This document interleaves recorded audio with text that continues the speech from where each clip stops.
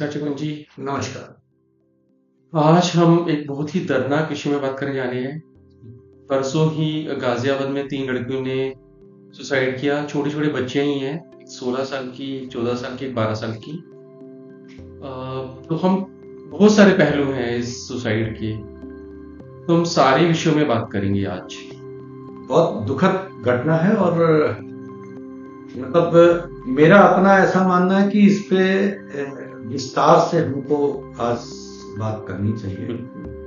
और कल बहुत से लोगों के मैंने वो इंस्टाग्राम पे रील्स भी देखी हैं और समाज को एक अच्छा संदेश जाना चाहिए। हमने शायद परसों ही इस पे वीडियो भी बनाया, तो वो कहीं ना कहीं इससे रिलेट भी कर रहा है। हाँ जी, हाँ जी। कि बच्चे और पेरेंट्स के बीच में एक बॉन्डिंग होनी चाहिए और अच्छी हेल्दी बॉन्डिंग होनी चाहिए। और इसको हम लोग जो रिलेट कर रहे हैं, ये समाज में अच्छा संदेश जाना चाहिए। बहुत दुखद घटना है और इसमें कई सारे पहलू हैं जिस पे अब हम विस्तार से चर्चा करेंगे। बिल्कुल।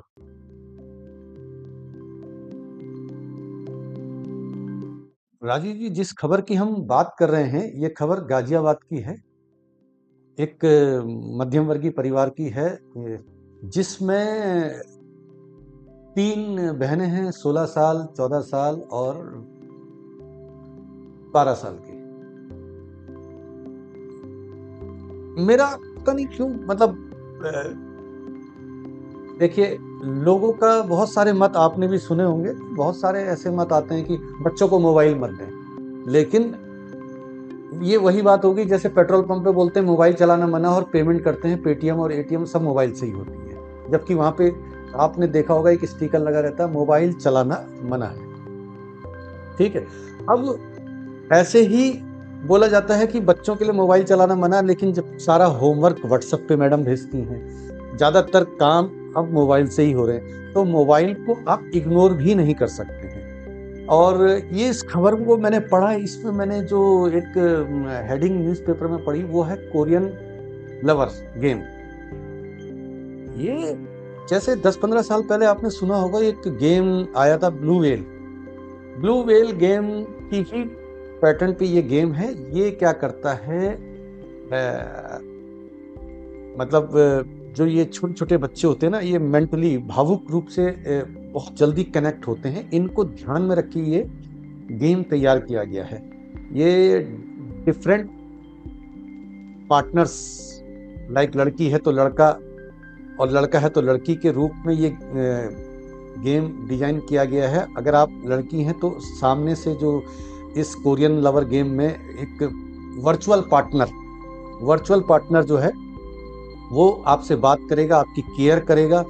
और लगातार, मतलब इस गेम में टाइमिंग का है कि हम चले, अब आप सो जाइए, अब हम सुबह 7 बजे मिलते हैं, 7 बजे फिर कनेक्ट होते हैं। तो उस गेम में जो जितना मैंने पढ़ा उसके बारे में, गूगल में सर्च मारा, तो उसमें ये कि वो फिर सुबह 7 बजे गुड मॉर्निंग, अब आपकी तबीयत कैसी है, पहले से बेटर। तो ये केयरिंग धीरे धीरे आपको इमोशनली अटैच कर रहा होता है। और फिर ये छोटे छोटे से टास्क देता है, देखिए आप कितनी देर में नहा के आ जाएंगे, इस तरीके से छोटे छोटे टास्क करता है। और क्या होता है, लड़कियां जो बेसिकली इसमें मैंने देखा कि लड़कियों का रेशियो ज्यादा है इस गेम में। लड़कियां जो है ना, फिर इमोशनल अपनी पर्सनल बात उनसे शेयर करना शुरू कर देती हैं, वो उसको एज ए पार्टनर लेना शुरू कर देती हैं और उससे बात करती हैं, वो उनको सजेशन देता है, ये करता है। धीरे धीरे वो परिवार से कटना शुरू हो जाती हैं और वो स्कूल कॉलेजेस लाइफ में वो कट के उनको ध्यान बस यही रहता है, हमें घर जाना है, हमें ये मोबाइल चलाना है और इससे बात करनी है। वो उसको अपना एक्चुअल पार्टनर समझने लग जाती हैं। इसमें राजीव जी, मेरा ऐसा कहना है कि ये पेरेंट्स की ड्यूटी बनती है उनको अपने बच्चों पे, मैं ये नहीं कह रहा हूं कि आप उनकी जासूसी कीजिए, लेकिन आप डिनर पे अगर उनके साथ बैठे हैं, बातें कर रहे हैं, आप कभी सुबह ब्रेकफास्ट में उनके साथ बात कर रहे हैं, दिन में तो खैर नहीं हो पाएंगी, पॉसिबल नहीं, लेकिन संडे आप टाइम स्पेंड कर रहे हैं, तो आप लगातार बच्चों के एज ए फ्रेंड बनिए। और ये देखिए कि वो अगर मोबाइल यूज कर रहे हैं तो वो किसी ऐसे उसमें तो नहीं फंस रहे हैं, क्योंकि ये इतना इमोशनली खतरनाक गेम है।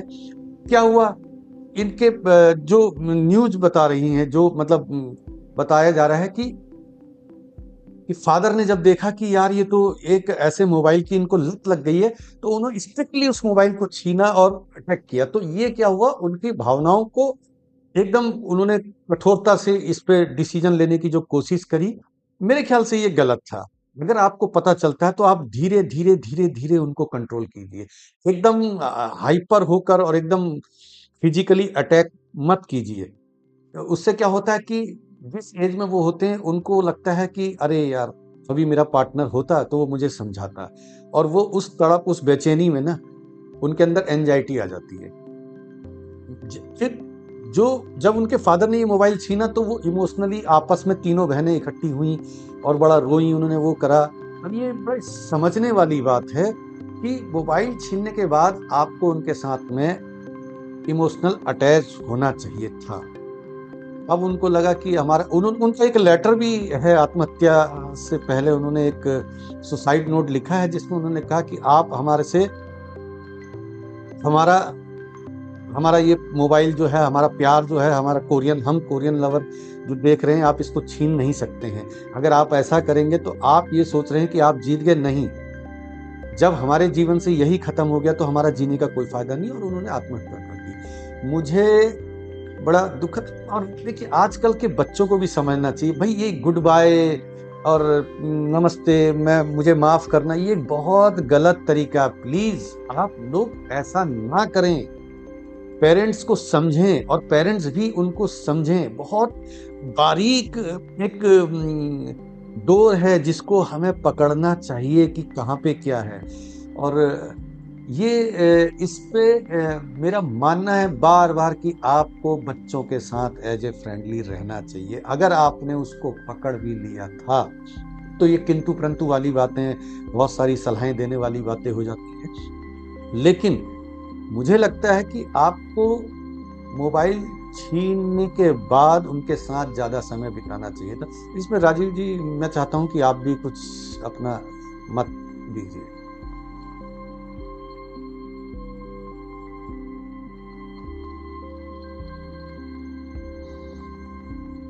हाँ जी जगन जी, आपने जो कहा उससे मैं ऑलमोस्ट सहमत हूँ 100%। बट हमको इसके जो अलग अलग पहलू हैं उनके बारे में भी सोचना पड़ेगा।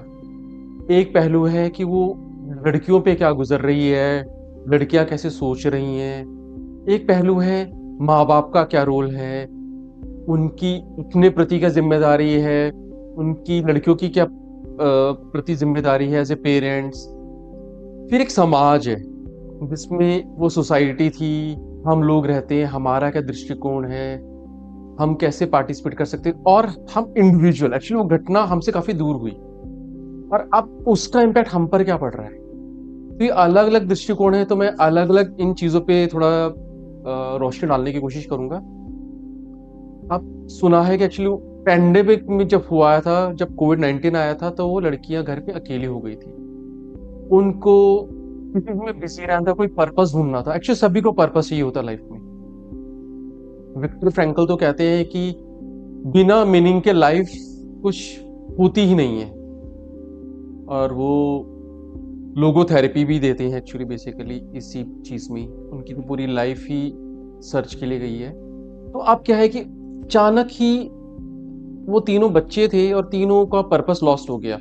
माँ बाप क्या है कि अपने में बिजी थे शायद, उनको इजी जो चीज लगी वो ये है कि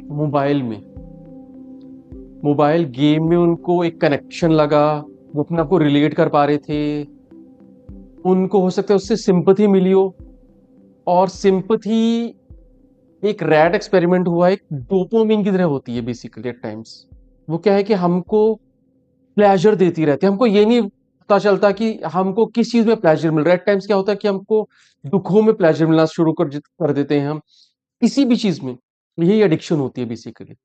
अब क्या है कि उनको गेम की एडिक्शन होती रही, क्योंकि गेम ये नहीं है कि आपने एक दिन 1 घंटे की खेली तो दूसरे दिन भी 1 घंटे खेलोगे तो मजा आएगा, तो आपको और चाहिए और चाहिए। और एक टाइम एक लेवल आता है कि जब आप उसके लास्ट लेवल पे पहुंच जाते हो और आपको अचानक लगता है कि मैं पर्पसलेस हो गया, कि गेम उससे ज़्यादा तो उस हायर लेवल पे नहीं आ सकता, उससे ज़्यादा वो पर्पस क्रिएट नहीं कर सकता, थ्रिल नहीं दे सकता। जो भी मोटिवेशन है उसकी भी एक लिमिट होती है। तो या तो हो सकता है कि उनको लिमिट अचीव हो गई थी और नए गेम में, या क्या है कि वो नए नए रोल्स हैं, नए नए सजेशन दे रहा हो लगातार, और वो सजेशंस के अंदर इन्वॉल्व होती रही हो और ज़्यादा प्लेजर उनको मिलता रहा हो। और वो 3 बहनें थी, आपस में उससे तो कॉम्पीट कर रही हूँ। मतलब ये तो एक हम अजम्पशंस ही कर रहे हैं, सारा सब अजम्पशंस ही हैं। और जब इवेंचुअली जब पेरेंट्स ने उनसे वो छीन लिया तो वो एकदम रियलिटी को फेस नहीं कर पाई। अचानक उनको लगा कि उनका जो सोल पर्पस था जीने का वो तो चला ही गया। हमारा सोल पर्पस गेम्स था, गेम्स से हम कनेक्ट कर पा रहे थे, वो मुझे सिंपैथी दे रही थी, चाहे मैं नेगेटिव तरीके से वो सिंपैथी ले रही हूँ चाहे पॉजिटिव तरीके से, दैट्स इररेलेवेंट। तो वो जो डोपामाइन इफेक्ट आ रहा था मेरे पे, अचानक वो चला गया। और मैं रियलिटी में देख रही हूँ कि सब, ना फादर मेरे लिए खड़ा है, ना मदर मेरे लिए खड़ी है, ना सोसाइटी में जाती हूँ उसको सोसाइटी वाला भी देख नहीं रहा है। तो अचानक जो मैं रियलिटी फेस कर रही हूँ वो तो बहुत ज्यादा डरावनी है, क्योंकि सब अपने अपने में इन्वॉल्व है, कोई मुझको ही नहीं देख पा रहा। तो तीनों बच्चियां अचानक ही, और सबसे जो बड़ी बच्ची थी शायद 16 साल की थी, तो 16 साल के बच्चे इतने मैच्योर नहीं होते कि वो 14 साल की और 12 साल की छोटी बहनों को गाइड कर पाए, क्योंकि उससे तो खुद गाइडेंस की जरूरत है। उसको जो समझ आया उन्होंने किया। उनको लगा शायद कि स्केप करना ही मेरे लिए, हमारे लिए सबसे बेहतर होगा, जो कि किसी को उनको बताना चाहिए था कि that's not the only choice they had. उनके पास और भी चॉइसेस थे, पर कौन बताता। तो मेरे ख्याल से क्या है कि उन जो बच्चों का दृष्टिकोण तो अचानक पर्पसलेस हो गई, उनके पास चॉइस की कमी हो गई। तो उनके पास जो विद इन लिमिट चॉइस मिली वो शायद सोसाइटी था, जो कि हमको as a society, as a human being वो ओनर्स लेना चाहिए कि हमारे पास हमारे बच्चों के लिए क्या क्या ऑप्शंस है, उनको हमको बताना है। आपने बिल्कुल सही कहा कि बच्चों, पेरेंट्स को उनसे कनेक्ट करना चाहिए था। हमने ब्रह्मा कुमारी शिवानी की जो बात थी कि बच्चों को पेरेंट्स ऐसे फ्रेंडशिप ना करे, बट उस लेवल पे जाना चाहिए। बट होता क्या है कि एक और दृष्टिकोण भी आ जाते हैं हम, पेरेंट्स का दृष्टिकोण। फादर पे सुना है कि काफी बड़ा कर्ज था 2 करोड़ का, और वो बाईगैमी में था। उन्होंने 2 शादियां कर रखी थी। जो पहली वाइफ थी उनसे एक लड़का था, एक लड़की थी, और दूसरी शादी से 3 बच्चियां थी। अब कहने की बात है कि, और इम्पोर्टेंट बात है कि पेरेंट एक इंसान भी है, वो अपनी जद्दोजहद में भी जूझ रहा है। उसको 2 करोड़ का कर्जा भी किसी तरह से चुकाना है, घर भी चलाना है, 2 वाइफ है, 5 बच्चे, उनको भी संभालना है। तो और सबसे बड़ी बात है कि आदमी को सिर्फ बहुत ज्यादा दुखों में जब घिर जाता है तो और ज्यादा डाइवर्जन की जरूरत पड़ती है, डाइग्रेस करना पड़ता है उसको, माइंड को। अगर वो 24 घंटे इन गमों में उलझा रहेगा तो ऑब्वियसली वो भी गिव अप कर देगा, क्योंकि उसके लिए भी कोई पर्पस नहीं। दुख इवेंचुअली एंड मीन नहीं हो सकते किसी भी गोल की। तो उसको क्या है कि एक पर्पस ढूंढना था, हो सकते वो ढूंढ भी रहे हो। तो जो बच्चों के प्रति उनकी जिम्मेदारी थी वो शायद निभाकर भी निभा नहीं पाए। हो सकता है उनको पता हो कि बच्चे इन्वॉल्व हैं, तभी उन्होंने फोन छीना, जो भी किया, उनको डांटा डपटा, जो उनको सही तरीका लगा वो करा मेरे ख्याल से। मतलब कोई भी ये नहीं कह सकता कि उन्होंने गलत किया, क्योंकि सेम पेरेंट शायद यही करेगा, क्योंकि जब देखेगा कि बच्चे इन्वॉल्व है बहुत ज्यादा। तो जो मुझे समझ आया, क्योंकि पेरेंट्स भी डे एंड में उतने ट्रॉमेटाइज हो सकते हैं जैसे कोई इंसान, उनको भी वही मेंटल इश्यूज हो सकते हैं, हो सकता है वो भी डिप्रेशन में रहे हो खुद ही, कि जब वो इतने ज्यादा उलझनों से गुजर रहे थे। और फिर मदर है, मदर को अपने हस्बैंड को देखना है कि वो इतना ज़्यादा टेंशन में है, इतना डिप्रेशन में है, फाइनेंशियली स्ट्रांग नहीं है, और घर भी चलाना है, खाना भी बनाना है, सफाइयाँ भी करनी है। तो हम उनके साथ भी सिंपथाइज हो सकते हैं कि वो उतना डिवोशन से या उतनी अपनी पेरेंटहुड निभा नहीं पाए जो उनको एक परिवार के लिए करना चाहिए था। बट जिम्मेदारी साझा है। अगर मैं बच्चों के लिए उतना नहीं कर पा रही तो बच्चे भी मैच्योर हैं एक्चुअली, 16 साल की बच्ची भी सीन है मेरे ख्याल से, तो ये समझ सकते हैं कि माँ बाप किस दर से गुजर रही हैं, या फाइनेंशियली जो उनके घर में होगा तो उनको पता होगा। बट क्या है कि उन्होंने पूरा डिस्ट्रैक्ट कर रखा था अपने आप को, गेम्स में डुबो रखा था। तो यह डिस्कनेक्ट है बहुत बड़ा। अगर हम इन दोनों को एक सामंजस्य में देखें कि कैसे कोरिलेट कर सकते हैं, तो ये था कि जैसे आपने बिल्कुल राइटली कहा कि उनको साथ बैठ के थोड़ा डिस्कशन करनी चाहिए थी। या लैक ऑफ कम्युनिकेशन तो बिल्कुल है कि पेरेंट्स कम्युनिकेट नहीं कर पाए और बच्चियों ने अपने आप को एक पूरा कोकून में डाल दिया, एक पूरा का पूरा आइसोलेट कर लिया पेरेंट्स से, और वो हाइबरनेशन टाइप में चली गई। तीनों एक फैंटेसी वर्ल्ड में थी गेम्स के थ्रू। तो कम्युनिकेशन है। दूसरा क्या है कि अगर मैं कम्युनिकेट नहीं कर पा रहा तो पेरेंट्स का ये थोड़ा फर्ज था कि क्योंकि वो बड़े हैं, उन्होंने दुनिया थोड़ा ज्यादा देखी है, तो वो आगे बढ़ के कम्युनिकेट कर सकते थे। बट एट टाइम्स क्या होता है कि जब मैं कुछ नेगेटिव कम्युनिकेशन करना चाहता हूं तो मैं ना प्यार से नहीं कर पाता, तो मैं गुस्से में आ जाता हूँ। एक्चुअली मुझे किसी की बुराई बताने की, तुम ये गलत काम कर रहे हो, मुझे उस पर गुस्सा आता है क्योंकि उसकी गलत काम पे गुस्सा आ रहा होता है मुझे। असल में क्या है कि गलत काम और जो गलत बंदा है, जो बंदा है वो गलत नहीं है, उसका काम गलत है। हम यहाँ पर एक साइकोलॉजिकल पर्सपेक्टिव से देख सकते हैं कि कभी शराबी में गलती नहीं होती, शराब में ही होती है, उसकी हैबिट में गलती है। शराबी जो है वो शराब पीने के बाद बन रहा है, तो हम उसके साथ सिंपथाइज कर सकते हैं। और हम शराबी जब वो शराब पीता है तो जब अलग बंदा बन जाता है तो हम उसको अलग ट्रीट कर सकते हैं। तो कहने की बात है कि पेरेंट को आगे बढ़ के शायद उनको एम्ब्रेस करना चाहिए था, उनको हक करना चाहिए था, बताना चाहिए था प्यार से वो क्या गलत कर रही है, उनको दिल जीतना चाहिए था। अब ऐसे सोसाइटी, हमारी शेयर्ड रिस्पॉन्सिबिलिटी क्या है? वो एक सोसाइटी में रहते थे, लोग देखते थे आसपास, उन्होंने उनको आइसोलेशन में रहने दिया। ऐसा वैसे नामुमकिन है कि अगर ऐसा बिहेवियर है लड़कियों को और बाहर निकलती थी तो लोगों ने देखा नहीं होगा, देखा होगा। बट सभी एक्चुअली अपने भी इतने ज्यादा गुम है कि देखने का अवसर ही नहीं मिलता, क्योंकि हम खुद भी अपने उलझनों में उलझे हैं। और फिर गलत दृष्टिकोण है कि हम पर क्या इफेक्ट पड़ रहा है, क्योंकि हम तो बहुत दूर हैं। बट ये घटना है, ये हर तरफ इफेक्ट डाल रही है। छोटे बच्चों पे अगला अलग इफेक्ट डाल रही है, पेरेंट्स पे अलग इफेक्ट डाल रही है, एज इंडिविजुअल अलग इफेक्ट डाल रही है। तो हम अलग अलग उससे लेसन्स ले सकते हैं कि हमें गेम्स में ज़्यादा नहीं पढ़ना है, हमको कम्युनिकेशन ओपन रखना है, सारे चैनल्स। अगर हमको फाइनेंशियल बर्डन आता है तो हमको शेयरली सोचना है, कोलैबोरेटिवली सोचना है, अपनी वाइफ से बात करके, अपने बच्चों के साथ बैठ के बात करके। कई बार क्या होता है कि मैं अकेला जूझता हूँ फाइनेंशियली उसमें, तो समझ नहीं आता कि मैं करूँ क्या, क्योंकि मैं सारे दृष्टिकोण नहीं देख सकता। इसका बहुत बड़ी एग्जांपल जुहारी विंडो, जो कि हमको समझने मजबूर कर देती है कि दूसरे लोग एट टाइम्स मुझे बेहतर जानते हैं मुझे अपने से, तो मुझे अपने आप को उनके साथ बैठकर देखना है, मुझे अपनी वाइफ के साथ बैठकर पूछना है कि तू मेरी हेल्प कर, तू मुझे बता कि मेरे पास और क्या चॉइसेस है। एट टाइम्स मैं देख नहीं पा रहा, क्योंकि एंसन जैसे कहते हैं कि solution the problem can not happen from the same perception. मतलब अगर आप एक दृष्टिकोण रखोगे तो और वो प्रॉब्लमेटिक दृष्टिकोण रखे तो सॉल्यूशन कभी आप जान ही नहीं पाओगे, क्योंकि आपको दृष्टिकोण चेंज करना पड़ेगा। तो आपको वाइफ के साथ बैठ के देखना है, और एज ए सोसाइटी हमको देखना है कि हमारे आसपास क्या घटित हो रहा है। हमको अपने आईज एंड ईयर ओपन रखने हैं दूसरों के लिए, क्योंकि हम ही सिर्फ यहाँ पर नहीं है, और लोग भी हैं। और एज ए इंडिविजुअल अगर हम पे कोई नेगेटिव उसका इफेक्ट आ रहा है तो हमको उसको देखना है कि नेगेटिव इफेक्ट क्यों आ रहा है, उससे लर्निंग क्या है। तो जगन जी, ये मेरा दृष्टिकोण था। और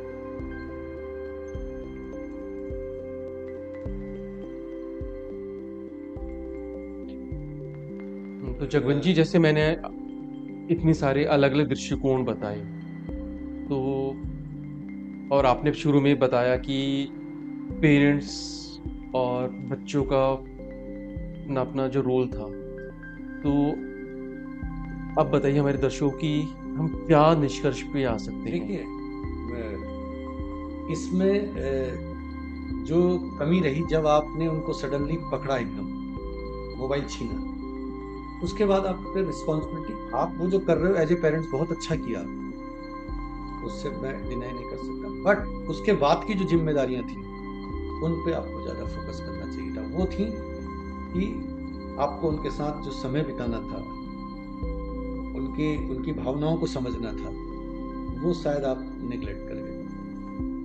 और दूसरा एक, इस पे आपका क्या मत है राजीव जी, कि जब इस तरह की कोई लत लगती है या कुछ होता है तो पेरेंट्स मनोचिकित्सक के पास जाने से क्यों घबराते हैं? एक्चुअली ये हमारी समाज में बड़ा एक टैबू है।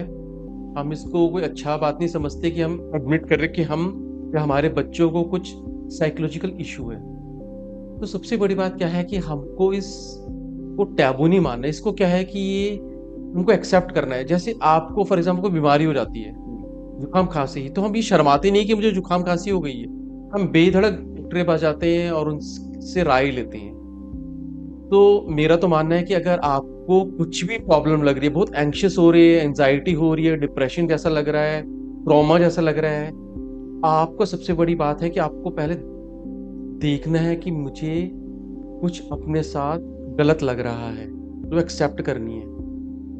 और फिर आपको साइकेट्री, साइकोलॉजी, साइकोथेरेपिस्ट, इनके मतलब जो भी आपको सही लगे उनके पास जब जा सकते हैं, क्योंकि लोग आपके लिए ही बैठे हैं। नहीं, वो मतलब मेरे को अगर लग रहा है तो मैं चला जाऊंगा, आपको लग रहा है आप चले जाएंगे, लेकिन बच्चों को ले जाने में क्यों घबराते हैं? नहीं, मैं तो ये भी कहता हूँ कि हम अपने लिए भी घबराते हैं, बच्चों के लिए हम ज्यादा घबराते हैं। बच्चों के लिए क्यों घबराते हाँ, हैं बच्चों ज्यादा? के लिए हम ज्यादा इसलिए घबराते हैं कि हम एक्सेप्ट नहीं करना चाहते कि उनको कोई लत लग गई है। हाँ, कि मेरे बच्चे को ये प्रॉब्लम है, ये लत हाँ, लग गई है, हाँ, और वो उससे बच रहे होते हैं, क्योंकि समाज हमें आईना यही दिखाता है। तो हम लोग सामाजिक डर से, बिल्कुल। है ना, मेरा बच्चा अगर ड्रिंक करता है तो हम ना एक पर्दा डाल देते हैं कि नहीं नहीं, कहाँ करता है, बिल्कुल। कहाँ करता है, नहीं नहीं नहीं, अरे तुमने किसी और को देखा होगा, कभी कभार तो पार्टी में लगाई हो। ये जो हमारा जो नेचर है ना, ह्यूमन नेचर, इसको थोड़ा सा समझना चाहिए, बिल्कुल। और हमको अच्छे डॉक्टर्स के पास से बच्चे की काउंसलिंग करानी चाहिए, लेकिन हम नहीं कराते हैं, और परिणाम स्वरूप ये है। और मैं बच्चों से भी कहना चाहूँगा, यार क्यों ऐसा करते हो? माँ बाप की उम्मीद हो, माँ बाप का हौसला हो, और माँ बाप तुम्हारे से अपने वो सपने देख रहे होते हैं जो उन्होंने पूरे नहीं किए होते हैं। तुमसे उनको एक आस होती है, और तुम एक छोटा सा एक सुसाइड नोट लिखते हो और आत्महत्या कर लेते हो। मैंने बहुत करीब 1.5-2 महीने पहले एक लड़की ने बीटेक की, मैंने उस पर भी वीडियो बनाया था। ये बहुत गलत तरीका है आजकल की युवा पीढ़ी का, बहुत जल्दी हार मानते हैं। एक पैनिक बटन इनका इतनी जल्दी क्यों दबता है? असल में क्या है कि हम बहुत सारी एक्सपेक्टेशन रखते हैं अपने आप से और अपने माँ बाप से भी। तो होता क्या है कि जब बहुत सारी एक्सपेक्टेशन होती है खुद से, माँ बाप से, तो वो एक्सपेक्टेशंस इतनी ज़्यादा बड़ी हो जाती है, उनका प्रेशर इतना ज़्यादा हो जाता है कि वो ही हमारी दुनिया बन के रह जाती है। हम उससे आगे या उससे बाहर नहीं सोच पाते। और जब वो एक्सपेक्टेशंस हमको अपनी मंजिल तक नहीं लेके जाती, क्योंकि वो एक्सपेक्टेशंस हमारी ही बनाई हुई होती हैं, और जब हम उन पे चलने, उनको पाने की कोशिश करते हैं और हमसे थोड़ी दूर चली जाती है, तो हम घबरा जाते हैं अचानक कि अगर हम उनको अचीव नहीं करेंगे तो हमारा पर्पस ही चला जाएगा लाइफ। और जब पर्पस चला जाता है लाइफ में, तो जीना ऐसा लगता है कि संभावित ही नहीं है। मतलब जी कर करेंगे क्या? मगर मैं आपको बताना चाहता हूँ कि जो पर्पस होता है लाइफ का, हमेशा डायनेमिक होता है, ये हमेशा चेंज होता रहता है। आज आपको जो पर्पस है वो कल नहीं रहने वाला, और जो कल आपका पर्पस है वो परसों नहीं रहने वाला। पर्पस आगे बढ़ता जाता है, निरंतर चेंज होता जाता है। जो आप मन में पर्पस बना लेते हैं वो कोई फिक्स पर्पस नहीं है। हो सकता है कि आज आपको इंजीनियरिंग करना पर्पस हो, जब आप इंजीनियर बन जाओगे तो जॉब करना पर्पस हो, जब जॉब करने लग जाओगे तो पैसा कमाना पर्पस हो। तो पर्पस क्या है कि डायनेमिक होता जा रहा है। आप ये मत सोचो कि पर्पस मेरा एंड गोल है। अगर आप बाय चांस इंजीनियर नहीं बने तो कुछ और आपका बनना है। मतलब डेस्टिनी आपसे कुछ अलग कराना चाहती है, और जब आप ओपन माइंड होकर सोचते हैं तो आप पास हमेशा ऑप्शंस रहते हैं। आप कभी ऑप्शंस में बंधे नहीं होते कि आपके पास एक ही ऑप्शन, हमेशा आपके पास मल्टीपल ऑप्शंस रहते हैं और हमेशा आपके पास मल्टीपल चॉइसेस रहती हैं। जब भी आपके दिमाग में, क्योंकि हमारा माइंड है वो आपको हमेशा मिसगाइड करता है, मैं 99% तो, और जब वो मिसगाइड करता है आपको कहता है कि आज तेरे पास कोई चॉइस नहीं है, आज सब कुछ खत्म हो चुका है, वो आप थोड़ा शांत होकर एक बार सोचें कि सच में क्या खत्म हो चुका है? क्या ऐसे लोग नहीं है जिसने सब कुछ खो दिया था, वो कहां से कहां पहुंच गए हैं? हमारे पास हजारों एग्जाम्पल्स हैं लाइफ कि लोगों ने एडिक्शन छोड़कर कहां से कहां पहुंच गए, सब कुछ खो दिया, उसके बाद उनकी अच्छी जर्नी स्टार्ट हुई। हमारे पास हजारों एग्जाम्पल्स हैं, तो हम उनसे क्यों नहीं सीखते? हमको यहाँ पर चॉइसेस ढूंढनी है कि लोगों ने अगर ऐसा कर लिया तो हम भी कर सकते हैं, लोगों ने अगर कुछ पा लिया तो हम भी पा सकते हैं, क्योंकि वो लोग हैं जैसे हम हैं। उनकी जिंदगी और हमारी जिंदगी कुछ अलग नहीं है, वो ही उन दर्द से गुजरे हैं, वो ही उन प्रॉब्लम से, इश्यू से गुजरे से हम गुजर रहे हैं। तो मेरा तो मानना है कि आपके पास हमेशा चॉइसेस हैं, आपको बस एक स्टेप बैक लेना है और सोचना है कि सच में मेरे पास सिर्फ यही ऑप्शन है या मेरे पास और भी ऑप्शन है। बहुत दुखद है, हम उस परिवार के साथ में रखते हैं और भगवान ईश्वर जो है उनकी तीनों लड़कियों की आत्मा को शांति देगा। हम लोग भी इस तरह की काउंसलिंग करते हैं। राजीव जी पर्सनल क्लासेस लेते हैं इस पे, तो आप लोग हमसे संपर्क कर सकते हैं। अगर ये वीडियो आप लोगों को अच्छी लगी हो, इससे एक अच्छा संदेश गया हो, तो इसे ज़्यादा से ज़्यादा शेयर करें, लाइक करें और सब करें। हाँ जी, और हमेशा याद रखिए आपके पास हमेशा चॉइसेस है और हमेशा आप रीस्टार्ट कर सकते हैं लाइफ को कभी भी, कैसे भी। फिर राजीव जी से आप इस उसमें जुड़ भी सकते हैं। हाँ जी, thank you so much, thank you Jagwant ji, thank you.